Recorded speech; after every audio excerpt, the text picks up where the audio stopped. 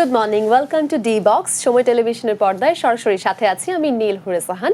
Group এ এবং group B এর ম্যাচগুলো আমরা দেখছিলাম। ফিফা ওয়ার্ল্ড কাপ 2026 জ্বরে সবাই ভুগছে এবং চমৎকারভাবে কিন্তু আমরা মেক্সিকো এবং সাউথ কোরিয়ার ম্যাচে দেখলাম মেক্সিকো কিভাবে তাদের জন্য উইনটা করে নিল এবং এখনো টেবিল টপ পজিশনে আছে। অন্যদিকে কানাডা এবং কাতারের ম্যাচে কিন্তু দেখেছি এক্সপ্লোশনস অফ গোলস। সবগুলো ম্যাচ নিয়ে কথা বলবো। আমার সঙ্গে আছেন জাতীয় ফুটবল দলের footballer Tapu Barman. Good morning, welcome. Good morning. কেমন আছেন? Thank you. এই তো ভালো। ফুটবলার এবং ফুটবল বিশ্বকাপ, আপনার ব্যস্ততা কেমন যাচ্ছে এই ওয়ার্ল্ড কাপ মিলিয়ে? না আসলে বলবো যে ওভারঅল একটু বিজি। আর একটা ব্যাপার হলো যে অনেক রাত্র করে খেলাগুলো হচ্ছে, স্পেশালি যেটা আমাদের সবচেয়ে টাইম যেই ব্যাপারটা অনেক ডিস্টেন্স 5-6 ঘন্টার একটা সময়ের ব্যাপার। তো সেই ক্ষেত্রে বলবো যে নট অনলি মি, এটা মনে হয় সবার জন্য একটু মুশকিল হয়ে যাচ্ছে, কারণ ফুটবল ম্যাচ তো আসলে বাদ দেওয়া যাবে না, আমাদের তো বাদ দেওয়ার প্রশ্নই ওঠে না। সো সেটা একটা ব্যাপার। আকিজ ইস্পাত ভালো মানের রডের থেকেও 12% অধিক শক্তিশালী ও দীর্ঘস্থায়ী। আকিজ ইস্পাত। লাস্ট যদি মেক্সিকোর ম্যাচ নিয়ে বলি, সেটি মাত্র দেখছিলাম, it's still hot, Mexico and South Korea. কেমন দেখছিলেন ওভারঅল সাউথ কোরিয়ার পারফরম্যান্স এবং মেক্সিকোর পারফরম্যান্স? না, আমি সবকিছু মিলিয়ে আর কি এই ম্যাচটা আসলে আই হোপ, মানে আই থিঙ্ক কোরিয়া ম্যাচটাকে ড্র করতে পারতো, রাইট। এট লাস্ট তারা লাস্ট মোমেন্টে দুইটা চান্স ক্রিয়েট করেছিল এবং গোলকিপারকে, আমি মেক্সিকোর গোলকিপারকে থ্যাংক ইউ জানাতে চাই, কারণ সে আসলে লাস্ট মোমেন্টে মেক্সিকোকে বাঁচাই দেয়, দুইটা বল ইজি একদম গোল সেভ দিয়ে দেয়। কিন্তু মেক্সিকো অলরেডি কিন্তু কোয়ালিফাই করে ফেলছে, হ্যাঁ, দে আর টেবিল টপ এখন, টপার 32 আপনার, যেটা অলরেডি তারা সেইখানে পৌঁছে গেছেন। কিন্তু কোরিয়ার জন্য আসলে একটু খারাপ লাগছে, ওভারঅল পুরো ম্যাচেই তারা ডমিনেট করেছে মেক্সিকোর সাথে। তবে আমরা যদি পয়েন্ট টেবিলের দিকে তাকাই, সেখানে কিন্তু সাউথ কোরিয়া এখনো রানার আপ হয়ে আছে, so they still have chance. কিন্তু আজকে তাদের জন্য একটা ভালো অপরচুনিটি ছিল, কারণ যদি একটা পয়েন্টও হয়তো পাইতো তাহলে কিন্তু তাদের জন্য মানে ইজিয়ার হইতো। এখন লাস্ট ম্যাচ সাউথ আফ্রিকার সাথে, আই হোপ সেইখানে কিন্তু তাদেরকে do or die match, South আফ্রিকারও চান্স আছে। দুই দলের জন্যই do or die match actually. Well, যেহেতু টেবিলের কথা বলছি, আমরা যদি একটু পয়েন্ট টেবিলের দিকে তাকাই, গ্রুপ এর কথা যদি বলি, মেক্সিকো টোটাল 6 পয়েন্ট নিয়ে group champion and they are through to round of 32। South Korea 3 point নিয়ে আসলে টেবিলের দ্বিতীয় অবস্থানে আছে, চেক 1 পয়েন্ট নিয়ে তৃতীয়, সাউথ আফ্রিকাও 1 পয়েন্ট নিয়ে তৃতীয়, গোলের বিচারে 3 এবং 4 যথাক্রমে চেক এবং south Africa. So yes, next match south Korea এবং সাউথ আফ্রিকার বিপক্ষে, দুটো দলের জন্যই ডু এন্ড ডাই ম্যাচ। যদি আমরা বলি সাউথ কোরিয়ার জন্য কিছুটা easier, since they have 3 points in their back.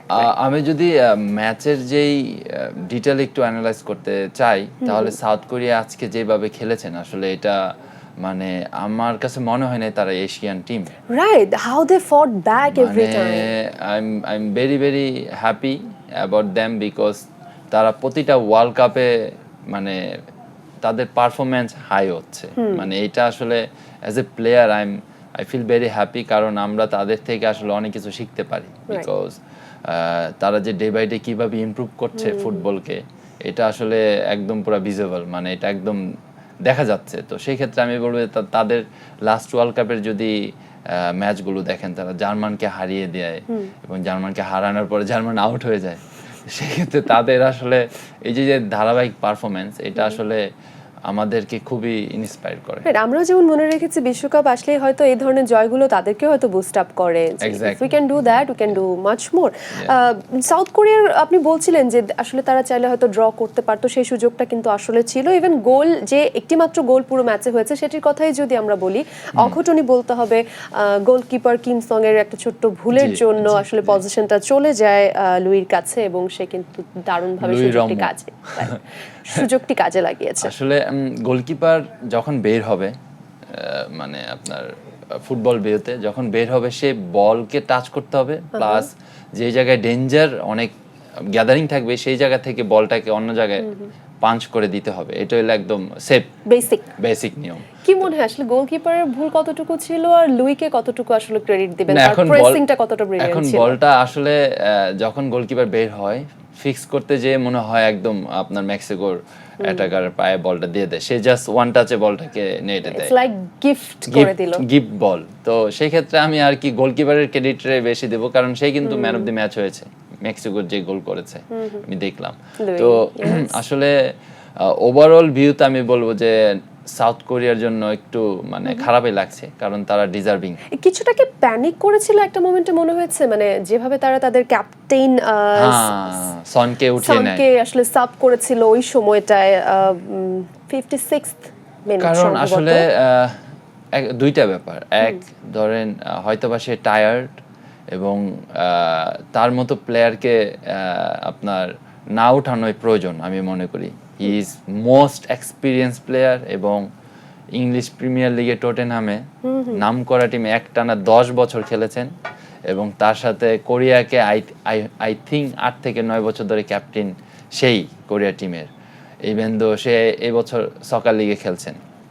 তো সব কিছু মিলিয়ে তার যেই মানে আমার কাছে মনে হচ্ছে যে তার যে একটা অ্যাবসেন্স আফটার 56 মিনিটের পরে, সেটা আসলে যে একটা ম্যাচুরিটির ব্যাপার বা এক্সপিরিয়েন্সের ব্যাপার এবং টিমের লিডারকে উঠানো, এই জিনিসটা একটু আমার কাছে মানে অ্যাজ এ এটা সবারই চোখে পড়েছে, so it has been a talking point. হ্যাঁ, কিন্তু এখন কোচ আসলে মেইন ডিসিশনটা নেয়। আসলে কোচ যেটা মনে করেছে হয়তো বা টিমের জন্য ভালো, বাট আমরা অ্যাজ এ ফ্যান আমরা উই মিস সন। হ্যাঁ, কিছুটা মনে হচ্ছিল যে এটা কি একটা প্যানিক ডিসিশন হয়ে গেছে কিনা ওয়ে টু আর্লি। ওয়েল, তারপরে মেক্সিকো এখন 6 পয়েন্ট নিয়ে টেবিল টপে আছে। পরবর্তীতে আসলে কি মনে হয়, যেটা নিয়ে অলরেডি আমরা কথা বলছিলাম, সাউথ কোরিয়া এবং সাউথ আফ্রিকার ম্যাচটা আসলে কেমন হতে পারে? আপনি আসলে এই দু দলের মধ্যে কাকে এগিয়ে রাখবেন? না, আসলে সাউথ আফ্রিকা যেই প্যাটার্নে ফুটবল খেলেছে স্পেশালি আজকে, এটা আসলে আমি বলবো যে তারা আসলে স্পেশালি ফিজিক্যাল ফুটবল খেলে এবং তার সাথে অনেক রানিং করে এবং তারা অফ দ্য বল অনেক মাঠ কভার করে, গ্রাউন্ড কভার করে। দ্যাটস ওয়ে আপনার দেখা যায় কি অপোজিশনের টিমের জন্য একটু একটু একটু কষ্ট হয়ে যায়, কারণ আপনি যখন উইথ বলে কমফোর্টেবল থাকবেন না, দ্যাট মিনস আপনার টিম কিন্তু একটু প্রেসারে থাকবে। তো ওই ক্ষেত্রে আমি বলবো যে কোরিয়া মোর ব্যালেন্স টিম এবং কোরিয়া মোর আপনার ধরেন অ্যাটাকিং টিম, এবং তার সাথে তাদের যে আজকে খেলা দেখলাম আমি specially as a team defending they did very good job. সেটা আপনাকে কিছুটা আশা জাগিয়ে রাখছে তাদের প্রতি। ওকে, সাউথ আফ্রিকাও কিন্তু রেজিলিয়েন্ট একটা টিম, চেকের সাথেও আমরা দেখেছি তাদের পারফরম্যান্স, এবং সবচাইতে 6 মিনিটেরও কম সময় গোল দেওয়া, এটি কিন্তু এবারের ওয়ার্ল্ড কাপে সোফার আর্লিয়েস্ট গোল, সবচাইতে কম সময় গোল আসলে তারা দিয়েছে, এই রেকর্ডটি তারা করেছে সোফার। কানাডার কাতারের প্রসঙ্গে যদি এবার চলে আসে, what a match, completely demolished. I mean কাতারকে যদি আপনি দেখেন, তারা আসলে ধোপে টিকতেই পারলো না, পরপর 6টি গোল। কেমন দেখেছেন কানাডাকে? এবং প্রথমবারের মতো মেন্স ফুটবল ওয়ার্ল্ড কাপে একটি জয় তাদের, আর আমার মনে হয় হোম গ্রাউন্ডে জয়টাও একটা, হোম গ্রাউন্ডেই জয়টা একটা দীর্ঘ সময় পর। ইংল্যান্ডের ছিল এর আগে রেকর্ডটি। না, আসলে আমি এক্স্যাক্টলি সেম কাতার টিমের সাথে খেলেছি okay, world cup qualifier match. Same যে ডিফেন্ডার আপনার গোল করেছে সুইজারল্যান্ডের এগেনস্টে, তার এগেনস্টে আমি খেলেছি। তো আসলে কাতার টিম মানে ওভারঅল যদি মানে আমি বিশ্লেষণ করি, they are very good in Asian level, কারণ ওয়ার্ল্ড কাপ লেভেলে আসলে for them is very very difficult, tight. তো সেই ক্ষেত্রে আমি বলবো যে কানাডার ম্যাচ আমি যেটা দেখেছি, ফার্স্ট ম্যাচ স্পেশালি তারা ড্র করে। তো সেই ক্ষেত্রে আমি মানে আমার প্রেডিকশন চেয়েছিল, আমি বলেছিলাম যে কানাডা অনেকগুলো গোল দিবে, বিকজ অফ আমি বুঝতে পারছিলাম যে আসলে কানাডা যে পেজে ফুটবলটা খেলে, স্পেশালি তাদের জনাথন ডেভিডস যে কিনা হ্যাটট্রিক করেছে, এবং কাতার কিন্তু একটা ওন গোলও খেয়েছে।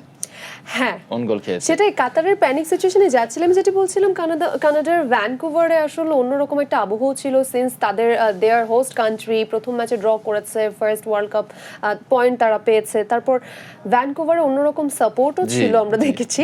সেখানে যে হ্যাটট্রিক করেছেন, সেটি আসলে মানে হোম গ্রাউন্ডে হ্যাটট্রিক প্রথম হয়েছে, জফ হার্স্ট করেছিল 1966। আমি অ্যাকচুয়ালি এই রেকর্ডটার কথা বলছি, লং টাইম।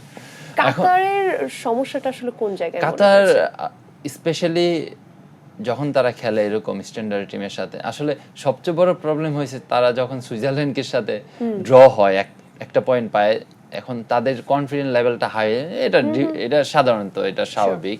বাট কিন্তু কানাডার সাথে কানাডার হোম গ্রাউন্ডে যেভাবে খেলার দরকার ছিল স্পেশালি কাতার সেটা করে নাই।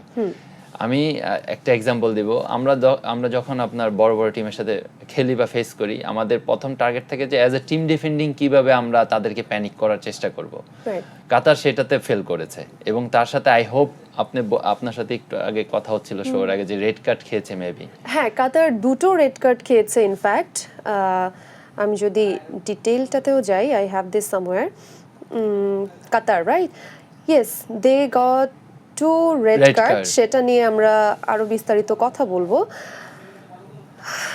না, অ্যাকচুয়ালি আপনার হোম গ্রাউন্ড এবং ওয়ার্ল্ড কাপের হোস্ট টিমের সাথে আসলে যেভাবে খেলা দরকার ছিল, ফর মাই ওপিনিয়ন এটাতে তারা ফেল করেছে। তার সাথে আপনার ম্যান টু ম্যান আসলে কানাডার প্লেয়াররা অনেক আগায়া ছিল, এবং তার সাথে আমি বলবো যে মোর মানে আপনার দেখা যাচ্ছিল যে ভালো করছে কানাডা। এবং তার সাথে তাদের কিছু দেখেন, তাদের যে ক্যাপ্টেন আলফারসো ডেভিডস, সে কিন্তু মিসিং, সে কিন্তু খেলে নাই, সে কিন্তু ইনজুরি, এবং সে থাকলে হয়তো বা আরও প্রবলেম ফেস করতে হইতো কাতারের। তো সেই ক্ষেত্রে আমি বলবো যে কাতার আসলে আমি বলবো যে অনেক ডিসঅ্যাপয়েন্টেড অ্যাজ এ এশিয়ান আমরা। তাদেরকে আরো মোর মানে কনফিডেন্টলি খেলা উচিত ছিল, তার সাথে টিম ওয়ার্কটা আরো মোর প্রয়োজন ছিল আজকের ম্যাচে। রাইট। ওয়েল, শেষ পর্যন্ত কিন্তু আমরা কাতারকে এতটাই আসলে প্যানিক হতে দেখেছি যে 2টো রেড কার্ড শেষ পর্যন্ত খেলা শেষ করতে হয়েছে 9 জন প্লেয়ার দিয়ে। হোমাম আহমেদ এবং আসিম মাদিব আসলে 2টো রেড কার্ড খেয়েছেন। আমরা এটা নিয়ে আরো বিস্তারিত কথা বলবো, অন্য ম্যাচ নিয়েও কথা বলার ব্যাপার আছে। এবং আপনি বলছিলেন কাতারের সাথে আপনি খেলেছেন, সেই জায়গা থেকে আপনার একটা ব্যাপার নিয়ে আমাদের কথা আলাদা করে সেটা হয়নি। সান মারিনোকে যেভাবে আপনার জোড়া গোলে আমরা ফিফা প্রীতি ম্যাচে হারাতে দেখেছি বাংলাদেশকে, সো সেই কংগ্রাচুলেশনস ছিল। গ্রুপ বি এর কথা যদি আসলে আবার বলি, কাতার এবং কানাডা ম্যাচ আমরা দেখেছি 6-0-তে কানাডা আসলে ম্যাচটি জিতে নিয়ে অন্যরকম রেকর্ড নিয়েছে এবং টেবিল টপে আছে এখন তারাও। গ্রুপ বি এর টেবিলের কথা যদি আমরা একটু বলি, কানাডা 4 পয়েন্ট নিয়ে টেবিল টপ পজিশনে আছে, সুইজারল্যান্ড অন্যদিকে সেম 4 পয়েন্ট নিয়ে রানার আপ আছে। সুইজারল্যান্ডের ম্যাচও কিন্তু আমরা দেখেছি বসনিয়ান হার্জেগোভিনার সাথে, সেখানে 4-1 সুইজারল্যান্ড জিতে নিল। এবং সেই ম্যাচটার প্রসঙ্গে যাবার আগে টেবিল টপটার কথা যদি বলি, বসনিয়ান হার্জেগোভিনা 1 পয়েন্ট নিয়ে 3rd পজিশন, আর কাতার সেম 1 পয়েন্ট নিয়ে 4th পজিশনে আছে। সো সুইজারল্যান্ড এবং বসনিয়ান হার্জেগোভিনার ম্যাচটার কথা যদি বলি, 70 মিনিট পর্যন্ত there were no goals. 70 minute পর্যন্ত গোললেস ছিল। হ্যাঁ, আই থিংক 74 মিনিটে মেবি। তারপর আসলে একের পর এক 5টি গোল দুই পক্ষ থেকে, 4-1 যেহেতু আসলে সুইজারল্যান্ড জিতেছে। 80 মিনিটে যখন রেড কার্ডটা খায় তখন কিন্তু বসনিয়া 1 গোলে পিছিয়ে ছিল। 80 মিনিট রেড কার্ড সে কনসিড করার পরে আপনার পরপর 3টা গোল কনসিড করতে হয়। তো 90 মিনিটস এবং 97 মিনিটও আপনার সুইজারল্যান্ডের ক্যাপ্টেন সে গোল করেছে। তো আসলে এই জায়গায় আমার কাছে মনে হয় যে এরকম স্টেজে এবং এরকম টিমের সাথে আমরা যখন ফুটবল খেলবো এবং আমরা যখন ফেস করব তাদেরকে, আসলে আমাদের সবসময় মানে ব্যাপারগুলি বুঝতে হবে যে আসলে আমরা যদি 1 ম্যান ডাউন হয়ে যাই, দ্যাট মিন্স আমাদের 11 জনের এগেইনস্টে আমরা 10 জন খেলবো। এবং বেঞ্চ থেকে এসে আসলে ওয়ান মানজাম্বি যেভাবে he scored a sensational brace, আমি মাত্রই গোলগুলো দেখলাম, সে did very good job as a number 9। আসলে যেটাকে বলা হয় যে আপনার গোল করতে হবে নাম্বার 9 এর, সে কিন্তু এসে আপনার পরপর 2টা গোল করেছে। আসলে এটা কিন্তু আমি বলবো যে আপনার ধরেন যে এক্সট্রা বুস্ট টিমের জন্য, কারণ যেই টিম আপনার কাতারের সাথে ড্র করেছে লাস্ট মিনিটে গোল কনসিড করে, আসলে আমার কাছে মনে হয় যে এরকম বাউন্স ব্যাক করা প্রয়োজন ছিল সুইজারল্যান্ড। অ্যাজ এ সুইজারল্যান্ডকে আমরা যখনই আপনার দেখেছি যে তাদের যেই প্লেয়ারগুলো ছিল, এখন হয়তো বা জেনারেশন চেঞ্জ হয়েছে, যদি আমি 2022-এর কথাও বলি বা 18-এর কথাও বলি, তারা কিন্তু খুব ভালো করেছে। এবং সেই টিমের কিন্তু আই হোপ একজন প্লেয়ার আছে শুধু, যে কিনা ক্যাপ্টেন জাকা। তো তার এক্সপিরিয়েন্স অনেক বেশি ভালো, কারণ সে আর্সেনালে খেলেছে, আপনার লেভারকুজেনে খেলেছে, তার মানে ক্যারিয়ার অনেক ভালো, অনেক ভালো। তো সেই ক্ষেত্রে আমি বলবো যে তাদের এই বাউন্স ব্যাকটা খুবই প্রয়োজন ছিল, কারণ এখন যদি ওয়ার্ল্ড কাপে টিকে থাকতে হয়, আপনার এই জয়টা খুবই জরুরি ছিল, খুবই ইম্পর্টেন্ট। এখন কিন্তু তারা দেখেন আপনার মানে সমান পয়েন্ট হিসেবে গোল ব্যবধানে মেবি 2nd পজিশন আছে গ্রুপের। তো সেই ক্ষেত্রে আমি বলবো যে তাদের লাস্ট ম্যাচ আমার কাছে মনে হয় যদি তারা ড্র করে, কিন্তু তাদের কিন্তু একটা সুযোগ হয়ে গেছে 32-তে যাওয়ার। তো সেই ক্ষেত্রে আমি বলবো যে সুইজারল্যান্ড আজকে যেভাবে ম্যাচটা খেলেছেন, স্পেশালি তারা ডিজার্ভিং এবং তারা কিন্তু জয়টা তুলে নিয়েছে। রাইট, এবং কানাডা সুইজারল্যান্ডে এগিয়ে আছে এবং আসলে বেস্ট থার্ড পজিশনের জন্য তো যুদ্ধ চলবে সবগুলো টিমের মধ্যেই। Who's going to be the 8 best third, সেটা নিয়ে আসলে রাউন্ড অফ 32 হবে। যেভাবে ওয়ার্ল্ড কাপ এবার একটু ভিন্ন গতিতে এগিয়ে যাচ্ছে, আমরা কিন্তু প্রথম দিকে একটা ডাউট থাকলেও যে নতুন নতুন এত দল নিয়ে আসলে ঠিক কেমন হবে, ইন্টারেস্টিং হবে কিনা, একদমই কমপ্লিট অপোজিট সিনারিও কিন্তু আমরা দেখছি যে নতুন দলগুলোই অনেক বেশি সারপ্রাইজিং পারফরমেন্স দেখাচ্ছে। আমরা কথা বলবো আরো, ঠিক এই মুহূর্তে আমরা সরাসরি কানেক্ট করতে চাই ইউএসএ থেকে আমাদের প্রতিনিধি আছেন হাসানুজ্জামান সাকি, তিনি যুক্ত হচ্ছেন সরাসরি। ওয়াও, আমরা কিন্তু ব্রাজিলের জার্সি দেখে ইন্ট্রিগড। প্লিজ। হাইতির ম্যাচ সম্পর্কে বলার আগে আমি একটু এই পূর্ব উপকূলীয় যে অঞ্চল যুক্তরাষ্ট্রের, সেখানের ফিলাডেলফিয়ায় দ্বিতীয় ম্যাচ অনুষ্ঠিত হতে যাচ্ছে ব্রাজিল এবং হাইতির মধ্যে। সেখানে ফুটবল প্রেমীদের মধ্যে কি উত্তেজনা বিরাজ করছে সেই বিষয়টি আমি একটু বলতে চাই। ইতিমধ্যে যুক্তরাষ্ট্রের বিভিন্ন অঙ্গরাজ্য থেকে এবং বিশেষ করে Virginia, Washington DC, Maryland, Baltimore, Maryland এবং বিভিন্ন জায়গা থেকে, নিউ ইয়র্ক, নিউ জার্সি এবং ম্যাসাচুসেটস তো রয়েছে, সব জায়গা থেকে হাজার হাজার ফুটবল প্রেমীরা কিন্তু এই ফিলাডেলফিয়া স্টেডিয়ামে এসে জড়ো হয়েছেন। আগামীকালকে ম্যাচটি অনুষ্ঠিত হবে বাংলাদেশ সময় 19 জুন এবং নিউ ইয়র্ক সময় 19 জুন এবং বাংলাদেশ সময় হচ্ছে 20 জুন ভোরবেলায় সকাল 7টায় অনুষ্ঠিত হবে। এবং এই ম্যাচটি ঘিরে এক ধরনের চাপের মধ্যেই রয়েছে ব্রাজিল বলা যায়, কারণ প্রথম ম্যাচটি তারা মরক্কোর সঙ্গে 1-1 গোলে ড্র করেছে। এই কারণেই এই দ্বিতীয় ম্যাচটি তারা জয়ী হওয়ার জন্য কিন্তু এখন মরিয়া। যদিও যদি আমি একটু পরিসংখ্যান আপনাকে বলি যে ব্রাজিলের সঙ্গে হাইতির যে এর আগে দুটি ম্যাচ হয়েছে, কোপা চ্যাম্পিয়নে একটি ম্যাচ হয়েছে, সেখানে কিন্তু হাইতির বিপক্ষে ব্রাজিল 7-1 গোলে জিতেছিল এবং তার আগে আরেকটি ম্যাচ হয়েছিল, সেখানে 6-0 গোলে ব্রাজিল জিতেছে। তো সব কিছু মিলিয়ে ব্রাজিলের যে পারফরমেন্স, যে অবস্থান, তাতে করে ধারণাই করা যেতে পারে যে এই ম্যাচটি তারা সহজেই জয় পাবে। কিন্তু একটু বেশি গোলে যদি জয় পায় তাহলে অন্য যারা এই সি গ্রুপের যারা যে দলগুলো রয়েছে, বিশেষ করে স্কটল্যান্ড এবং মরক্কো, তারাও যে শক্তিশালী একটি অবস্থানে রয়েছে, ব্রাজিলকে একটি বড় ব্যবধানে হাইতির সঙ্গে জিততে হবে। যে গ্রুপ চ্যাম্পিয়ন কে হবে, তারা কি গ্রুপ চ্যাম্পিয়ন হবে না রানার আপ হবে, সেটি কিন্তু নির্ভর করবে হাইতির সঙ্গে ব্রাজিলের খেলার যে ফলাফল, সেটি কত বড় ব্যবধানে ব্রাজিল জিততে পারছে সেটির উপরে। কিন্তু সব পরিসংখ্যান মিলিয়েই এখানে আশঙ্কার কিছু নেই, কিন্তু প্রথম ম্যাচটিতেই যেহেতু ব্রাজিল ড্র করে ফেলেছে, সেখানেই আসলে শঙ্কা এবং একটু চাপের মধ্যে রয়েছে। যে কারণে নতুনভাবে যে ব্রাজিলের কোচ যে তিনি কিন্তু নতুনভাবে জিনিসটা সাজাচ্ছেন এবং যে আজকে অনুশীলন হয়েছে সেখানে বিভিন্ন ফুটবলারদেরকে কিন্তু নতুন পজিশনে নতুনভাবে তিনি পরখ করে দিয়েছেন এবং শেষ পর্যন্ত তিনি কী পরিকল্পনা নেন সেটি কিন্তু সেই রহস্য কিন্তু রয়েই গেছে। এবং এই ম্যাচটি দেখার জন্যই এখন ফুটবল প্রেমীরা হাজার হাজার মানুষ কিন্তু এখন অপেক্ষায় রয়েছে। আমরা ফিরে যাচ্ছি নীলের কাছে। Neel, thank you so much. Yes, যেমনটা শুনছিলাম, উন্মাদনা কিন্তু বাড়ছে এবং একের পর এক ম্যাচ নিয়ে, একটা ম্যাচ শেষ হওয়ার পরে আমরা চোখ রাখছি অন্য ম্যাচ কোথায় হবে। আর যেহেতু গ্রুপ সি এর খেলা আসলে আমরা দেখবো, স্পেশালি ব্রাজিলের খেলা দেখবো, স্পেশালি মরক্কোর সাথে যেহেতু প্রথম ম্যাচটি ড্র হয়েছে, ব্রাজিল ফ্যানরা কিন্তু একটু শঙ্কায় আছে। বাই দ্য ওয়ে, আপনি কোন দলের ফ্যান? ওকে, আমি অ্যান্টি আর্জেন্টিনা, এতটুকু বলতে পারি। সো হাসানুজ্জামান সাকি যেহেতু ব্রাজিলের খেলা নিয়ে বলছিলেন, সো সেটি নিয়েও কি না, ব্রাজিল নিয়ে আসলে বলার অনেক কিছু আছে। কারণ আমি যদি একদম কোচিং স্টাফ থেকে আসি, ওয়ার্ল্ডের best coach Ancelotti, and most expensive coach in this type of world cup, যতগুলো ক্লাবের সে কোচিং করিয়েছেন, ইউরোপের সবগুলোতে চ্যাম্পিয়ন হয়েছেন, চ্যাম্পিয়ন্স লিগ জিতেছেন, AC Milan, Inter Milan, Real Madrid, Chelsea.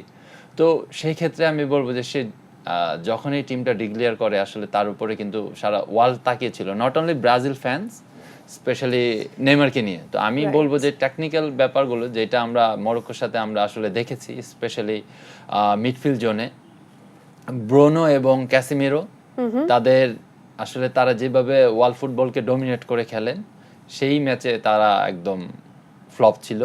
তার সাথে ক্যাসিমিরোকে তা আফটার হাফ টাইম 45 মিনিটস তুলে নেয়। কিন্তু আমার কাছে মনে হয় যে নেইমারকে আমরা সবাই মিস করছি, স্পেশালি নাম্বার 10 পজিশনে, যেই জায়গায় আপনার পাকাইতা খেলে। আসলে নেইমারের যে ইনভলভমেন্টটা থাকে ডিউরিং ম্যাচে, সেটা আসলে পাকেতা এই সিচুয়েশনে করতে পারছে না, যেখানে আপনার বিনি জুনিয়র, তার সাথে রাফিনা এবং আই থিঙ্ক ইগর থিওগো, যে কিনা নাম্বার 9 পজিশনে খেলেছেন। তো ওদেরকে আসলে কিভাবে আমাদেরকে ইউজ করা উচিত সেটা আসলে করতে পারছে না ব্রাজিল টিম। কারণ বিনির মতো, রাফিনার মতো প্লেয়ারদের, এত ফাস্ট প্লেয়ারদেরকে যদি আমরা ইউজ না করতে পারি, তাহলে দেখা যাবে যে দিন শেষে আমরা গোল পাচ্ছি না। আসলে ওয়ার্ল্ড ক্লাস প্লেয়ার থাকলেই যে দলে কিছু হয় না বা জয় হয় না, সেটা কিন্তু আমরা খুব জলজ্যান্ত প্রমাণ দেখেছি পর্তুগালের ম্যাচে স্পেশালি। সো সেই ব্যাপারগুলো কিন্তু থেকেই যাচ্ছে। ব্রাজিলের কথা হচ্ছিল, গ্রুপ সি এর ম্যাচ কিন্তু এখন অনেক বাকি আছে। সো হাইতির সাথে নেক্সট ম্যাচ ব্রাজিলের আছে। এখন পর্যন্ত গ্রুপ সিতে স্কটল্যান্ড এগিয়ে আছে, টেবলের শীর্ষে অবস্থান করছে, সেকেন্ড পজিশনে মরক্কো আছে। ব্রাজিল আর মরক্কো অ্যাকচুয়ালি সেম রেজাল্ট নিয়ে আছে। কি মনে হয় গ্রুপ সি থেকে আসলে?